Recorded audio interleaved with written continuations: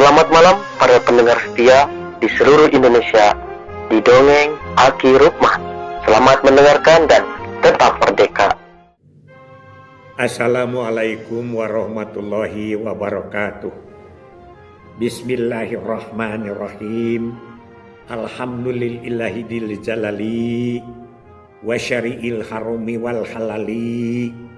Musolliyan ala rasulil mustafa wa alihil mustakmilina syarofa. Innallaha fadala bani adam wa fadalahu ala kasyiri mimman khalaqahu tafdila wa ba'd. Bapak, Ibu, dan kawan-kawan sekalian serta anak cucu Aki dimanapun menyimak dongeng ini, selamat malam. M. Sampurasun.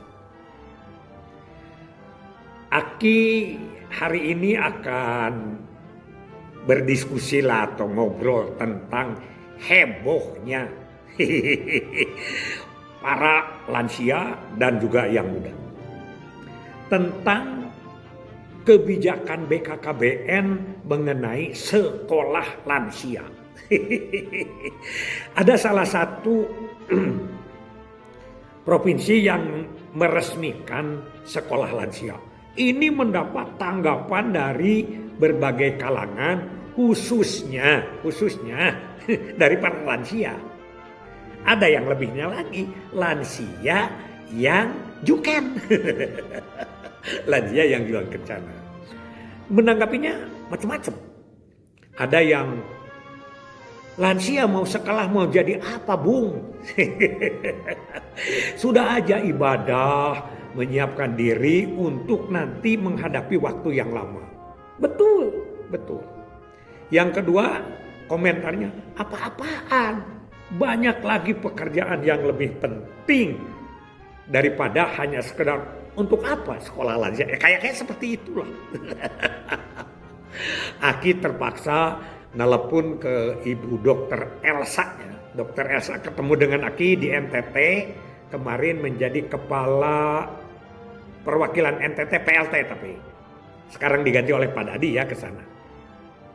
Coba kirim itu apa yang disebut dengan sekolah lansia. Kirimlah petunjuknya.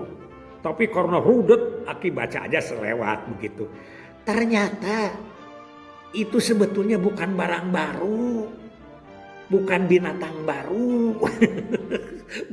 Bukan bentuk baru. Tapi adalah bentuk lama dimodifikasi menjadi baru.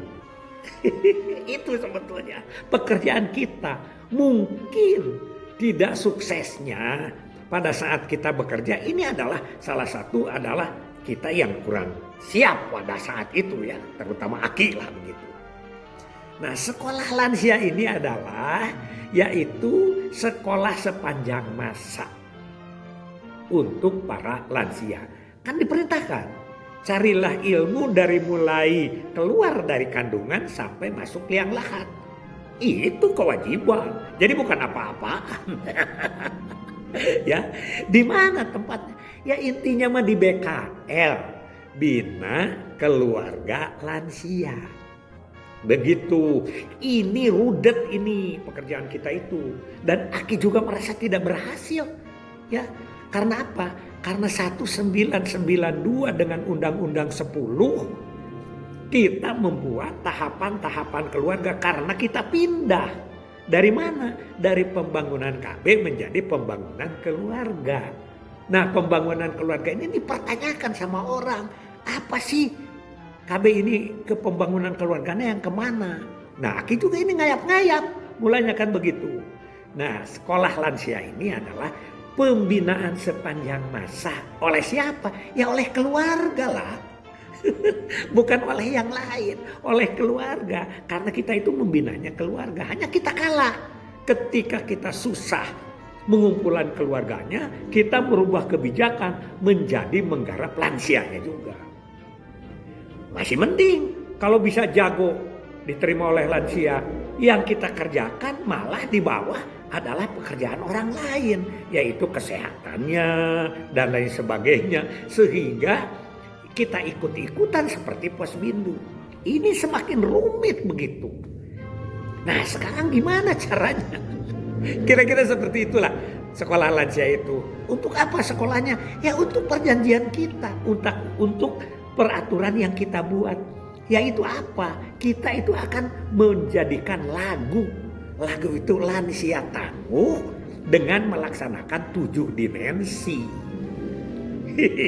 Itu ya, itu nantilah 7 dimensinya kita akan bicarakan pada tempat yang lain atau besok lusa kita lanjutkan. Jadi sekolah lansia itu bukan yang lain. Supaya nini terewel, aki tebawel lantaran milu BKL. Sekarang BKL-nya ditanya sama Aki, di mana ada BKL? Nanti Ki, ada BKL kalau mau ada lomba. Bahaya itu. Nah karena itu mari kita ikuti ini, cermati. Kenapa? Karena lansia itu kan nanti ada 2 peran. Peran untuk dirinya sendiri supaya sehat, sejahtera, supaya memiliki 7 dimensi. Dan kedua, hoerunas anpa uhum linas. Kan begitu? Sebagai pembimbing dan lain sebagainya. Nah inilah yang dibimbingkan, yang disekolahkan. Jadi bukan sekolah duduk di kelas. Memang di situ adalah setara non formal. Non formal itu tidak harus, kan ada informal, ada non formal, ada formal pendidikan itu kan ya. Itu dulu waktu Aki belajar di IKIP, begitu seperti itu. Nah kita tetap berpegang dulu ini sebagai dasarnya. Bahwa di pembangunan keluarga itu kita ada 4 tujuan. Jadi tidak semua keluarga bahagia sejahtera oleh kita. Tidak. Tapi kita akan membuat 4. Aki sering ini berulang-ulang nih. Ya, 4 itu adalah genre, obat, lagu, ega. Aki kan suka dinyanyiin genre, obat, lagu, ega. Begitu. Apa genre? Kita akan menciptakan generasi berencana. Itu bagian dari pembangunan keluarga. Menikah di usia dewasa, ya, memikirkan masa depan yang bagus, ya, menyiapkan perkawinan, itu adalah genre, generasi berencana. Nanti kita bisa ulang.